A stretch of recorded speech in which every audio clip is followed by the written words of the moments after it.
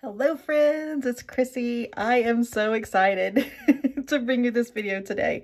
I will let you know, I'm sure I'll be checking my watch because this is the second time I've recorded this and it wasn't recording. So hooray, like the first 30 seconds and then nothing. So if you see me like checking my watch, it's just to confirm that like we're still recording because now your girl is paranoid. So this tag is very exciting. So this is the One Deck Gone Wild community tab, a group of us tarot tubers. There are too many to name, and we didn't want to worry about having to tag everybody because we would forget somebody, and it's just easier to say this is a community tag where we're going deep into a deck in our collection. This doesn't have to be your favorite deck. It's just a deck. And the deck that I have chosen today is in this lovely bag. Did I say the name of the tag? It's One Deck Gone Wild. I'm not going to remember what I said in which video. So if there's repetition or if you feel like there are things missing that don't make sense, congratulations. Welcome to technology issues. So this is a bag that I actually made for a different deck last year that I don't have anymore, and I'm so glad I kept the bag because it is perfect for my newly beloved Goblins and Gardens. So there are 37 potential prompts. I'm leaving them all in the description box below, but don't feel like you have to do all 37. I am not. You can do 2, you can do all 37, you can do anywhere in between. You can answer them based on your gut feeling. You can draw from the deck to answer the questions. There'll be a few prompts as we go.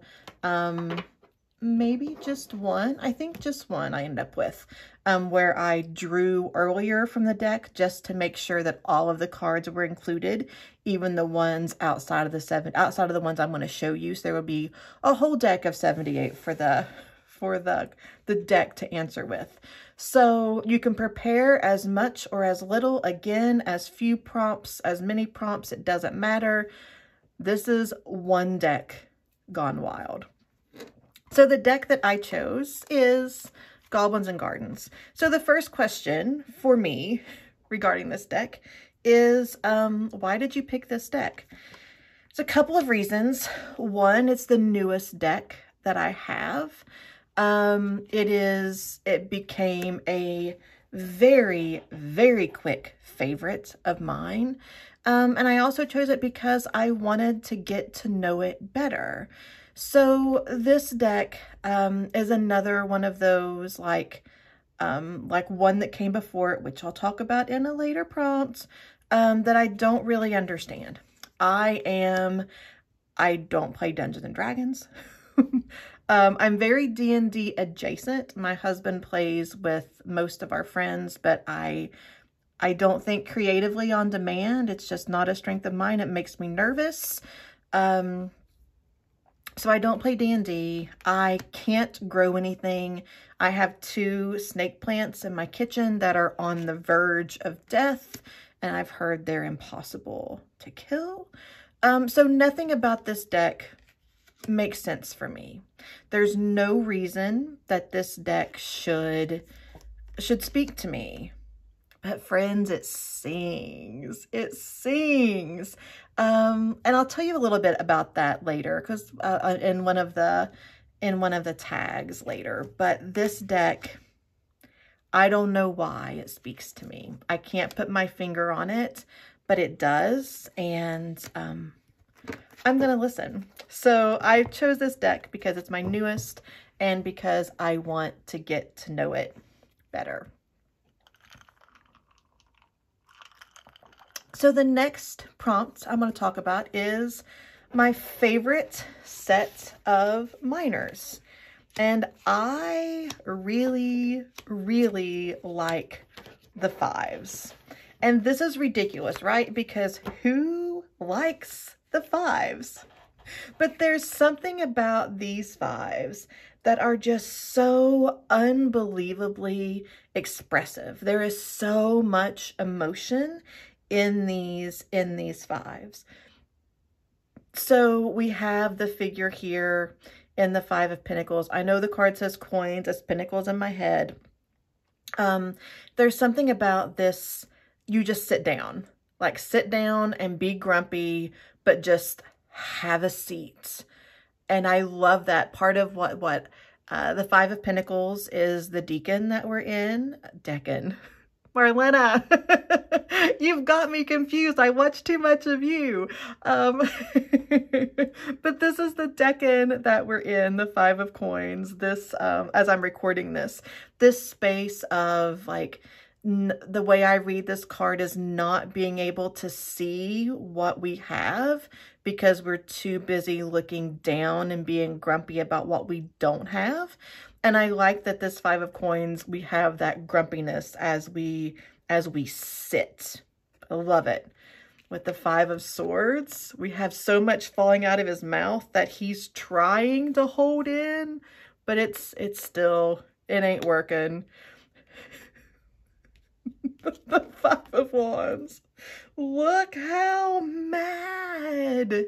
Like you can hear the groan as the monster releases his hands and pounds on whatever is there. But there's still all of this beauty around. I just love the expressions on the fives. And then look at the surprise in this Five of Cups. Like, can't you see this? Just like he's knocked the cups over and is like, what did I do? I love it. I love the fives in this deck so much. I feel like there's a lot of this deck that I'm still working to understand, and the fives they just yell. They just sing to me. I love it. I love the fives. I get the fives. The next prompt is what card reminds you to relax when it comes up? Oh no, I put cards in upside down. And the answer is very easy. It's all of them. It's so lush and so green. And there's this promise of abundance, this promise of beautiful things growing. I love it. So what reminds me to relax? All of the above. The next prompt I'm going to talk about is your favorite representation of the color blue. I love this Nine of Swords. One, it's mostly blue, and it's the primary color in the deck. The only other color we have are the leaves here of the plant. And to me, the nines are all about solitude. The nines are that space where we're feeling alone. And we're on the cusp of the resolution, whether the resolution in the 10 comes in community or it comes in the release of what isn't serving us. There's this sense of isolation that I feel in the nines. It's not only anticipation, but they're also very lonely to me. And also this sense of like, do I deserve to feel lonely? Why can't I just the nines are complicated, and I love them. And I think we see that here with our creature on the island, surrounded by this blue that should be so pretty in theory, but is actually so isolating in practice. I love the use of not only the color here, but I love what it represents and how it's used. I love the blue and the Nine of Swords. And then what I think is really funny, my next prompt is answered by the next card numerically in the deck. What card shifts your perspective? And this is the Ten of Swords. So when I first saw this card, my thought was this seems very Ten of Wandsy to me, that this sense of like, I can't hold this anymore. You've got to take it from me. I'm giving it up. I'm laying it down. But then the figure is obviously stuck in some sort of windstorm here. And we can see with the clothing that's fully blowing to one side and the hair and the mustache.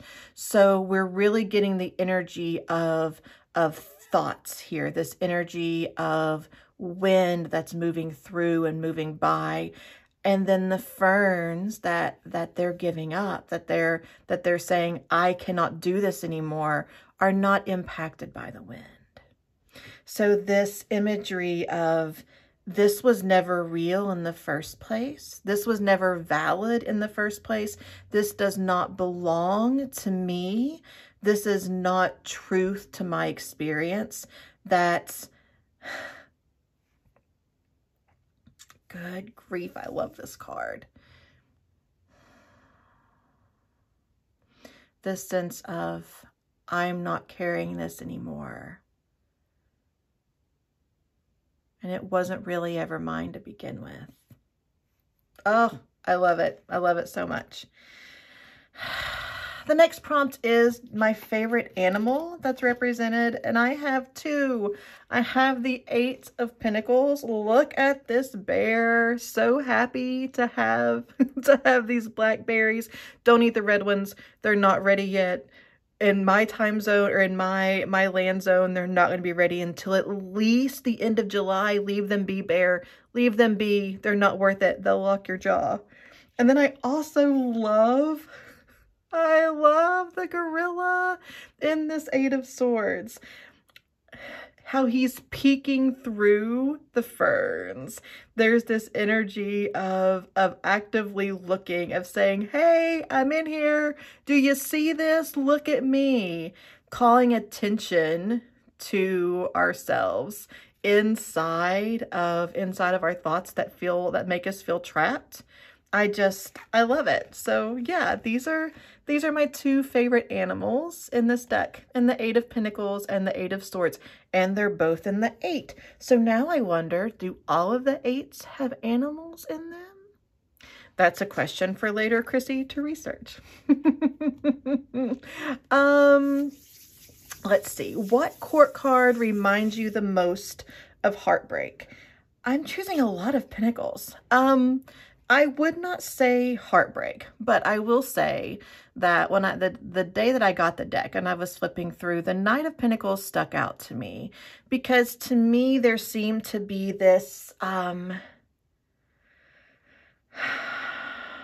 this acknowledgement of there's this massive bounty before me, but I could only carry so much of it with me. A little bit about me. I watch a lot of YouTube. Not a lot of YouTube. The majority of TV that I watch is YouTube. I only watch 2 shows right now. Well, 3. I watch Top Chef. I watch A Million Little Things. And my husband and I are always watching through some comedy at dinner.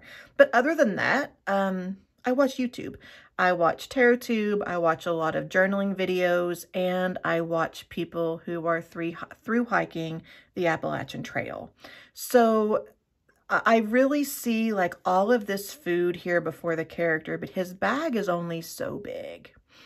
And that part of our work is to trust that we can carry enough on our travels forward. Excuse me. To trust that there is bounty ahead of us, that we don't have to over prepare. And it's hard to leave beautiful things behind. And I see that, not heartbreaking, but challenging. I see that in the Knight of Coins. The next prompt, where did I go? What card follows you around? And that is the King of Pentacles. Now, this is not so much from this deck, but in the last 10 days, it seems at least every other reading, if not 2 out of 3 that I've done in the last 10 days, the King of Coins, the King of Pentacles has come up. It's primarily been the King of Pentacles in the Rider-Waite-Smith original 1909. But I have drawn this one. I drew this one this morning, actually. So, the King of Coins, the King of Pentacles, to me, is about belonging. Is about feeling fully grounded, fully understood, fully deserving to be in our communities, in our bodies, in our homes. Just having a sense of understanding of ourselves within all the structures around us. And I think it's fitting as I think about ideas of belonging and what different groups that I belong to, what that says about me, and how to assert my influence in those spaces. I think the King of Pentacles is perfect. If I made this deck a meal, what would it be?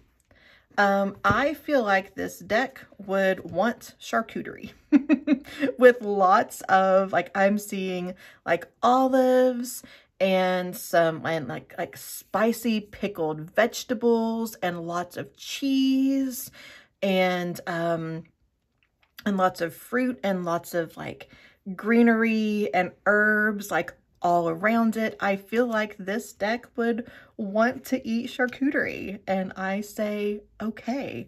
I have I would say I have a friend, and that made me really sad. I had a friend, one of my best friends, pass away, almost a year ago. Holy crap.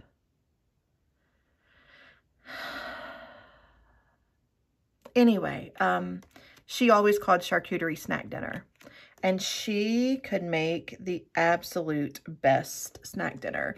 Like, she had a cheese guy. She had the best snack dinner.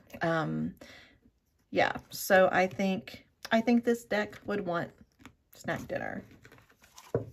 Would want charcuterie. What is this deck's favorite book? This deck loves the yearly seed catalog. This deck loves the Farmer's Almanac. This deck just really gets into anything that tells it when to plant what, and allows a sense of dreaming on what is available to grow. Now, I also think that technology-wise, this deck loves recipe blogs.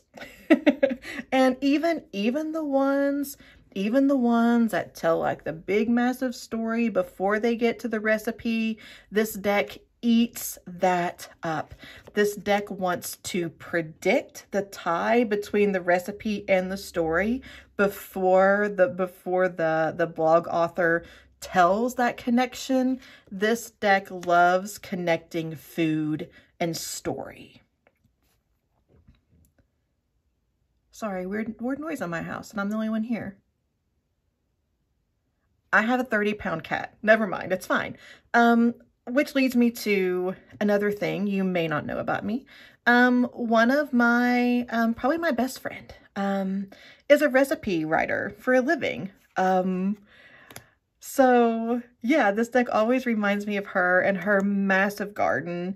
And the fact that my husband plays D&D online with her husband. Yeah, so this deck loves the seed catalog, loves the Farmer's Almanac, and loves recipe blogs, especially, hopefully. Which card would hang in your house? So this deck is not my decoration aesthetic. However, my husband, when I ordered this deck and I loved it, and then I ordered a t-shirt for him. So he has the t-shirt of the Devil card. It's really cool. It's red and it just has the figure and the strawberries in white, and it says Goblins and Gardens on the top, and it's adorable. So even though I would not adorn my house with the art in this deck, I adorn my husband with this shirt. So tomato, tomato, right? He also has socks from Artisan Tarot. Also the devil. He doesn't read, but he doesn't read, I mean, he reads. He doesn't read tarot, but he sure doesn't have a problem sharing with the world that somebody he loves buys him tarot things. So the next prompt I'm going to address is what sets this deck apart? And I think the theme behind the deck, the purpose of the deck, is really what makes this deck different. So this deck, let's find something to weigh this down with. This deck is built around, so if we think about the characters that are usually in Dungeons and Dragons games, I think this book refers to them as adventurers. I forget the word they use, but basically non-native entities in this space. This deck happens when those entities, those characters, those adventurers have been pushed out, leaving the natural native world and the entities in it to rewild. So when the dungeon walls come down, where there are no masters, no heroes, no rewards for quests complete, no spoils of war, nor plunder of dungeons, no evil for good to meet. Welcome to the world of daydreamers, flower watchers, sunbathers, tree talkers, flower feelers, fruit eaters, layabouts, and lollygaggers. Welcome to the Jubilee at the end of the world. Welcome to every story that's ever been left behind. So part of my personal work for this year is it's a high priestess year for me. And the way that I have come to read and understand the high priestess is from this sense of origin, of blueprint, of who was I before the world told me who to be, and getting back to what I am, back to what I am, again in the sense of rewilding. And that feels like that's what this deck is about. And I think it's beautiful. I think this deck speaks to me partially from that lack of understanding it, that lack of getting it, that lack of having an immediate connection to it, is fresh and fun and curious in a way that I'm trying to interact with myself in the same way. The bottom here,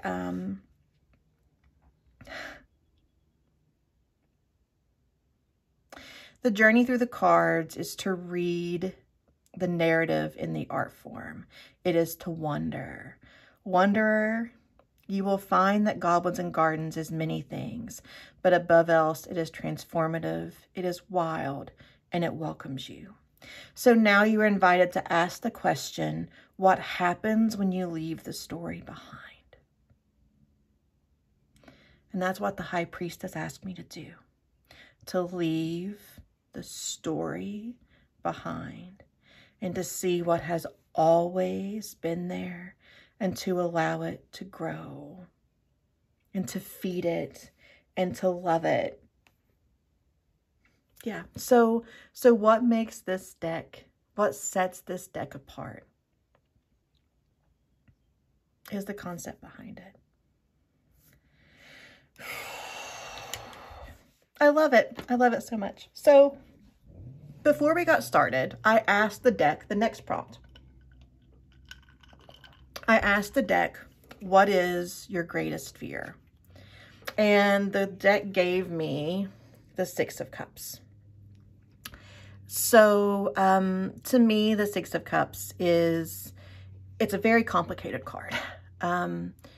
it's about looking toward our past to find our connection to our happiness and our emotions. To me, the Six of Cups is always about my inner child needs attention. I really need to find out who she is. But because I think about children when I think of the Six of Cups, I read this from this being the deck's biggest fear as the deck doesn't want to be treated as a child. The deck comes out of the water. She knows what she has to say. And listen to her. If her words are not, if her words are not complicated, if her messages don't seem deep, if she seems shallow and young and like there's no way she can understand this, don't doubt her. She is not a child. That's the deck's biggest fear. So if this deck, God, I love this deck. If this deck had a collection, what would it collect? We're in the cards I've already talked about here, aren't we? I think this deck would collect seeds. And I think it would collect seeds in a very specific way. This deck would have a giant 3-ring binder with just paper sticking out everywhere. It would make no sense to anyone else's eye.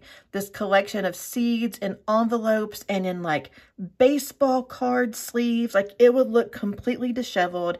It would make no sense, but you could come to the deck and say, hey, I'm looking for this specific variety of heirloom zucchini, and the deck would flip through and say, here you go, and this is how you grow it.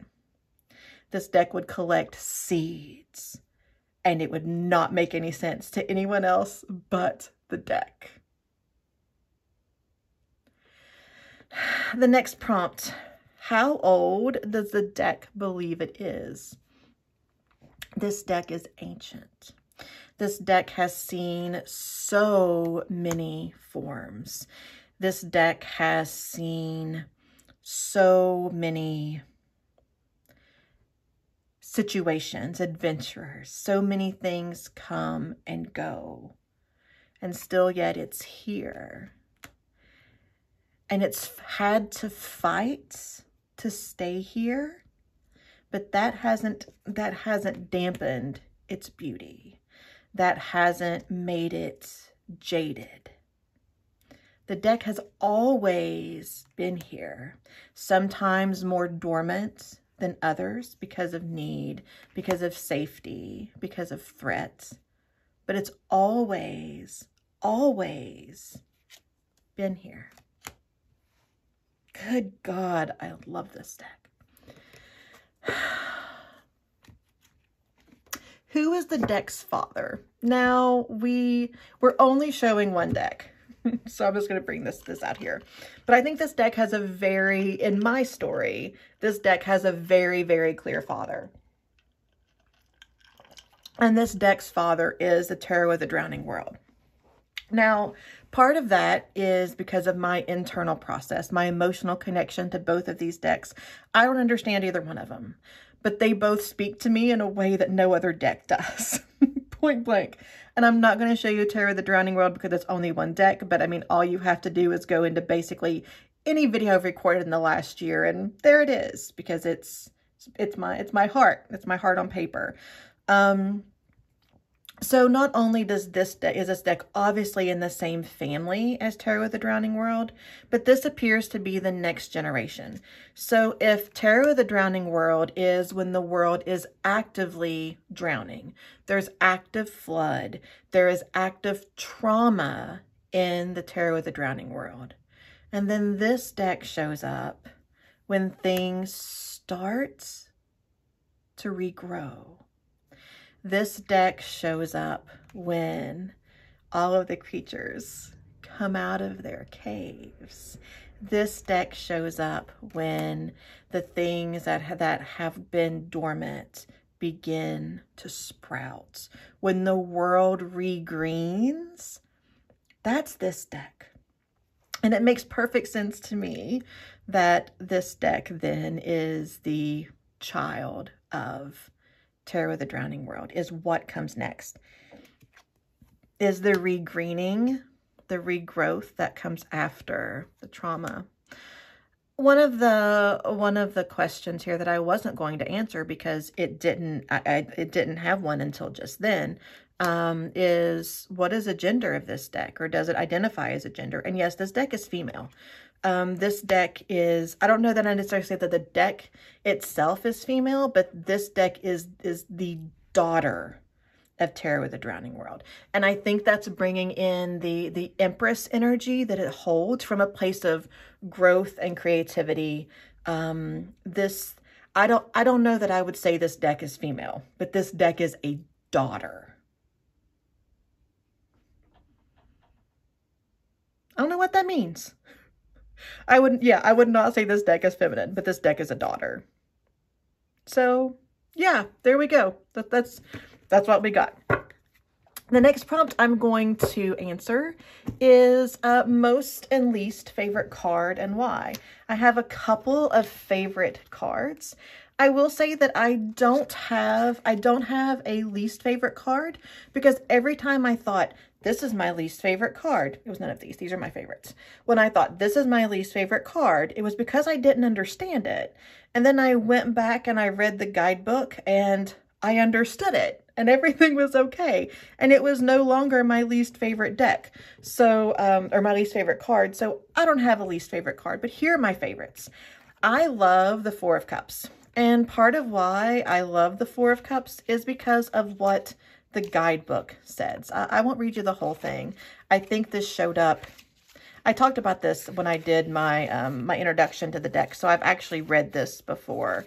Where are the cups? Cups, cups, cups. Four of Cups.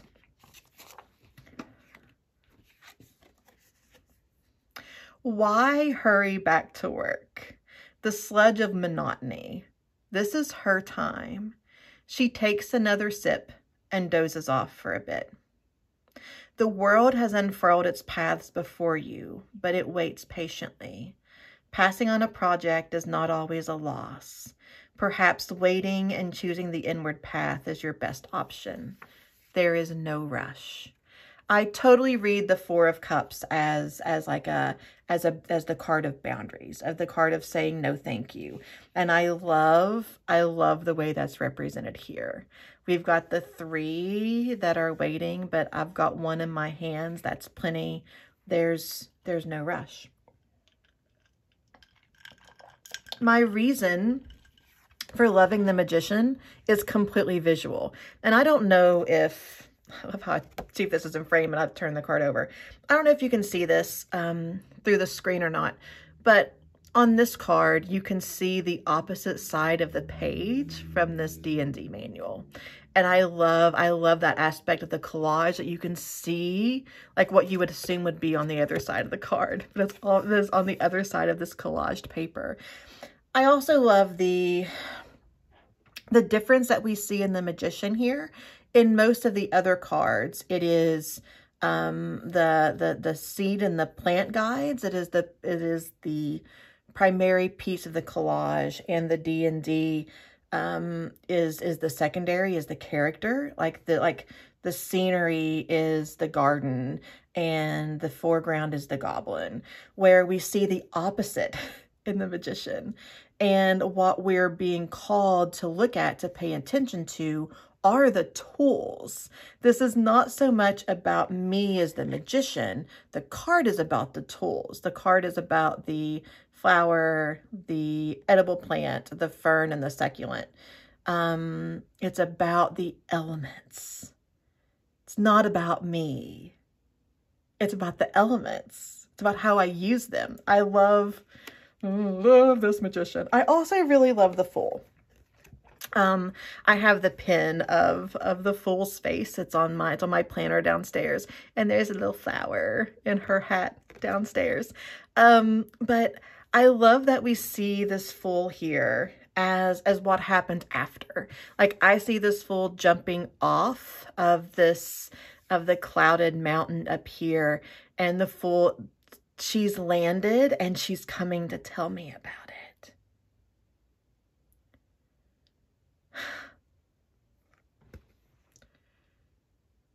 She's coming to tell me.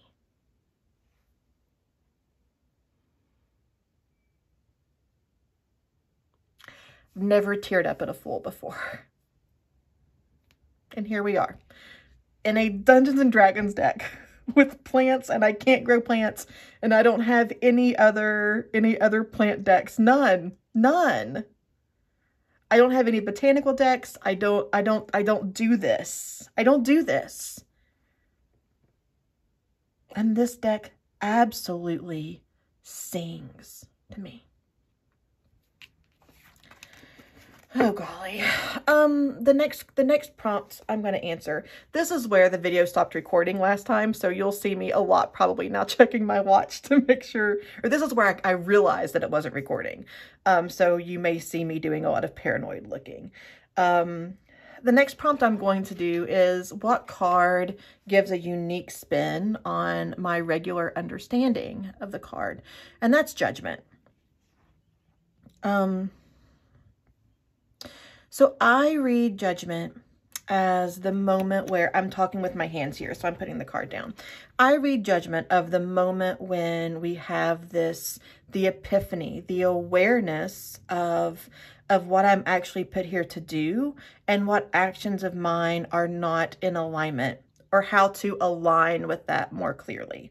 So I think about Judgment as what to embrace, what to make sure I'm moving toward. I think about Judgment as this movement toward the me I'm supposed to be, right? That this is how I move forward into that moment, into that space. Where this version of Judgment presents the flip side of that. I don't know that I've ever thought about what I have to kick out. So this Judgment is about, see, here we have the characters who live here, and they're kicking out the adventurers. They're kicking out the travelers. They're saying, you don't belong here. Okay, random information. There is this video, I've seen it years ago, and my husband and I still talk about it, of some, you know how like they always pick the,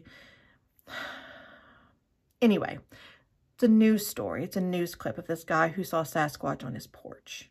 And he talks about how beautiful this Sasquatch was and how he had to rough talk him. And he was like, get out of here. And I had to rough talk him. Anyway, so we have the creatures that belong here, that live here, pushing out those that don't. And I never thought about what I actually have to actively say no to in order to say yes.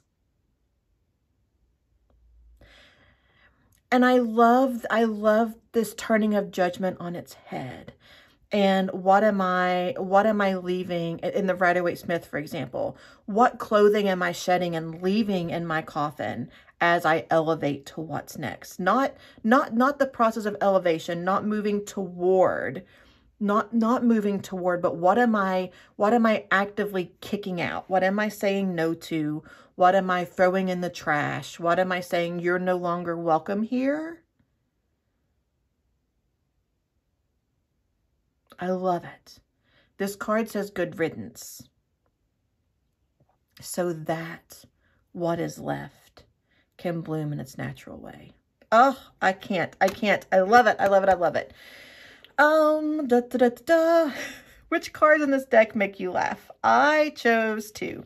The first is this Ace of Coins. Because we have this figure who is in absolute shock and awe at the size of this eggplant. And maybe I'm a 12-year-old boy.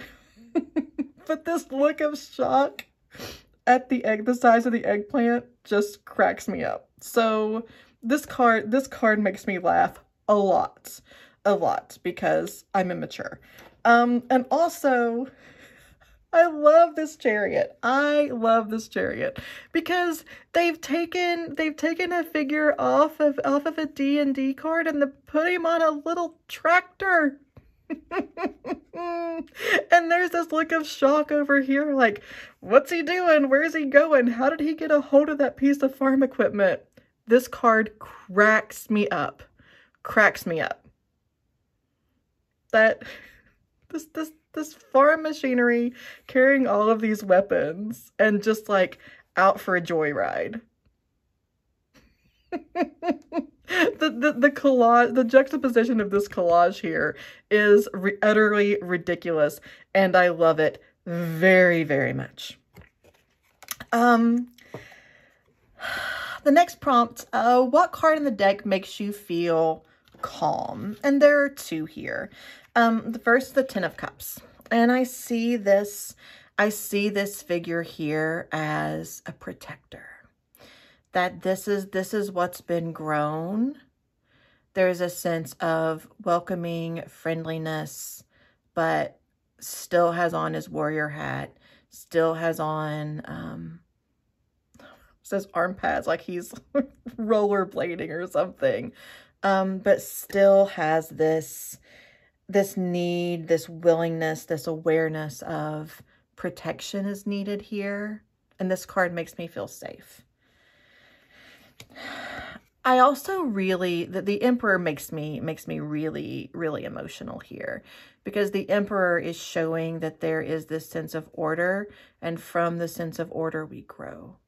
A big part of what I've been working on too is how ritual and routine helps bring me to this space of like energetic organization, right? And I see that promise, I see that reminder in this card. And I love how the Emperor is like gesturing to like look, see, understand. This has taken a lot of effort. This has taken a lot of structure. I've had to draw plans and test soil and all of these things. I've had to make this happen. But in this dry and arid land, look at what I've grown anyway. The Ten of Cups makes me feel safe, and the Emperor makes me feel like the work that I am doing, it's worth it, and it's leading to where I want to be. So the last prompt, I think it's the last prompt, right? Yes. So the last prompt is, what is the deck's favorite spread? So I actually created a spread for this deck based on what the guidebook said, that this is, the dungeon doors have been removed. There's no evil for good to meet. The adventurers have been banished. All is healing.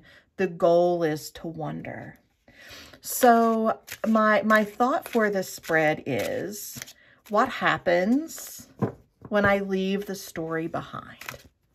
So I don't have a title for this spread. I don't know if it would be interesting, useful beyond this deck, but since part of my intention for sharing this deck is sharing how I use it, I'm going to do a little reading for me.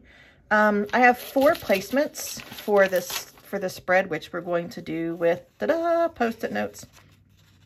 The first is the story that's ready to be left behind. The second card is what to actively do about it, where to relax into that process, and then the healing or growth that is possible.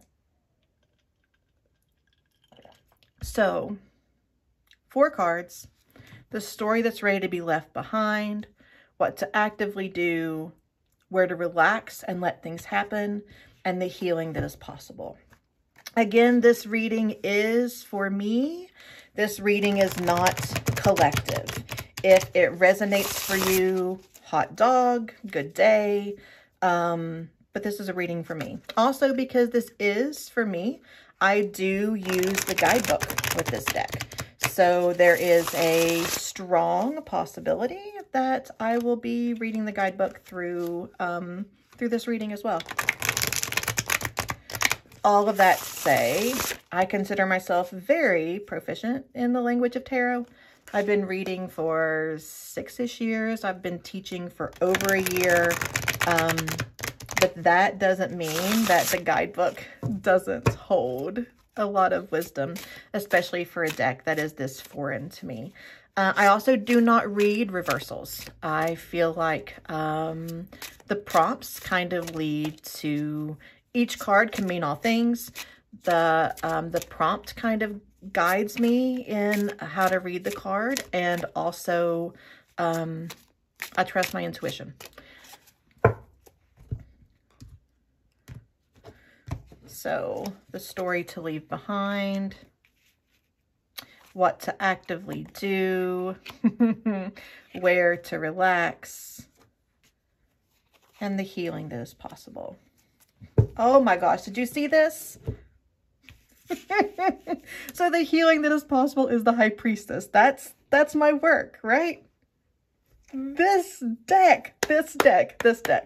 All right, so the story to leave behind is the Queen of Wands. So let's check out what the guidebook has to say about her. I've said this in other videos before. Reading written words out loud is probably my biggest discomfort. Tell me to talk about something random for an hour, I can do it. I hate reading. I'm very uncomfortable reading in front of people, so this is big. I really don't want to edit. We're still recording, right? We're still recording, right? Da, da, da. Okay, we're still recording. So the story to leave behind is the Queen of Wands.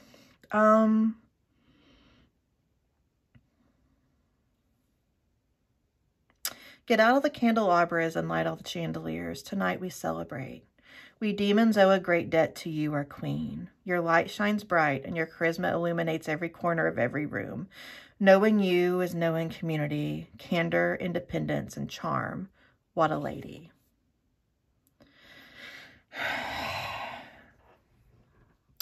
I really hold on to the story that, and this is my Enneagram 4 talking. I acknowledge that.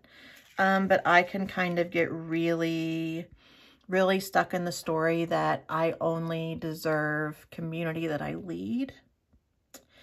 That I have a hard time.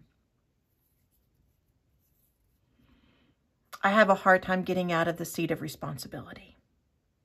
That's the only way I know how to put it.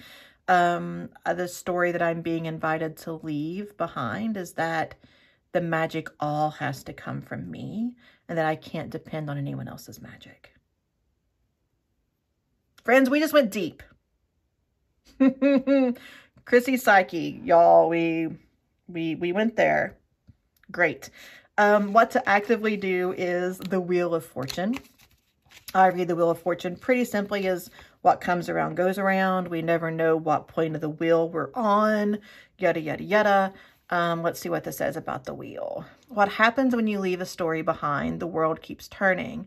In each circle, there is opportunity. It's not where, but when. Everything waxes, everything wanes, everything turns. So to trust that. So what to actively do is to recognize cycles, is to allow discomfort to show up because it's not going to be forever. To trust that this is not going to be easy for me, that there will be successes, there will be failures. Things will be hard and things will be easy. I also see this as what I've been actively doing as well in letting relationships, letting them run their course. This feels very interpersonal to me, and I don't like it. Yet here we are. So what I'm invited to actively do is remember the Wheel of Fortune. Where I'm invited to relax and let the process happen is the Star, acknowledging that I have 3 majors and a court card for the story that this deck wants to help me tell. That is not lost on me. So again, where to relax, I have the Star.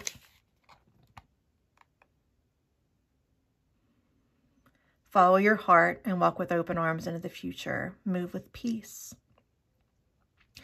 Hugging a star must be like finding home in a place you've never been or recognizing someone you've never met. We have all been part of the same cosmic stuff at some point in time. After all, we are just massive molecular dragnets, stardust to stardust. So this is a very interesting. This card is really coming to me from this place of impermanence. So also where the wheel, the whole stardust to stardust, follow your heart with open arms of the future. I've never really read the star as just like the hopeful part of the Wheel of Fortune before, but that's how these two are reading to me today. The Wheel of Fortune is an intentional remembering, where the star is an allowing, but both of these in this sense of impermanence. And these really just feel like two sides of the same card at this point. Beautiful. And the healing that can happen is the High Priestess. How hopeful is this? This is beautiful. So I'll show her to you as I read. If the magician straddles two physical worlds, the High Priestess beckons from the threshold between the waking and the subconscious. She is the shadow. She isn't within reach, she is within. She skews everything, infinite and ineffable, all mystery. She invites you, always in earnest, to travel and wonder. Fall down the well, further down, still, always deeper. So depth. The story I'm invited to leave behind is that I have to be able to control everything. What I actively remember is that things move in cycles and everything is impermanent. Where I'm invited to relax, to allow that to happen, to live into this sense of impermanence. How big of a deal can things really be if we're all just stardust? And what I have to learn, heal, and grow is exactly what I want. Is getting back, going deep, going within, and finding out who I am internally, not by acquiring and grasping at things. I love this deck. I love this deck. And I thank you all so much for spending this time with me. Please, please, please click the One Deck Gone Wild hashtag to catch up with all of my friends. I hope you do this video, this VR. I am so excited to see this, to be with all of us through our adventures, to get to know our decks and each other better. Thank you. Thank you to you for watching. Thank you so much to Jonathan Sacha and Mas Mendoza for creating this deck. It is phenomenal. Thank you to my husband for starting to play Dungeons and Dragons during the pandemic so that I was attracted to this in the first place. I'm out of words. I'm out of words because I'm going to cry.